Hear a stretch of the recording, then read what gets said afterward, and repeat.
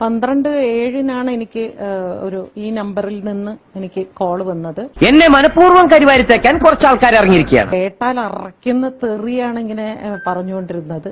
മിണ്ടാതെ ഇങ്ങനെ കേട്ടോണ്ടിരുന്നു. വിശ്വസിക്കില്ല. നീയും ദിലീപേട്ടനെതിരെ പറയോടി എന്ന് ചോദിച്ചു. സോഷ്യൽ മീഡിയ വഴി നമ്മളെ കുറെ പേര് തെറി വിളിക്കുന്നു. കിട്ടിയ സന്ദർഭം വെച്ച് അവരെ അടിച്ചമർത്താൻ നോക്കൽ. ഇപ്പൊ ഡയറക്റ്റ് ആയിട്ട് വിളിച്ചു തുടങ്ങി. എനിക്ക് എന്തെങ്കിലും സംഭവിച്ചാൽ അതിന്റെ പൂർണ്ണ ഉത്തരവാദി അയാൾ തന്നെയാണ്. നമുക്ക് സെൻട്രൽ ജയിലിൽ ഇതുപോലെ ഒരേ മുറി തന്നെ കിട്ടിയാൽ മതിയായിരുന്നു.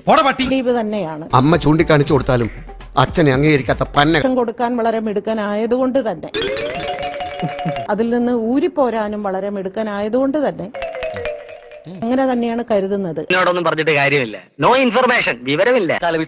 ഞാൻ പോയിട്ട് നാളെ വരാം.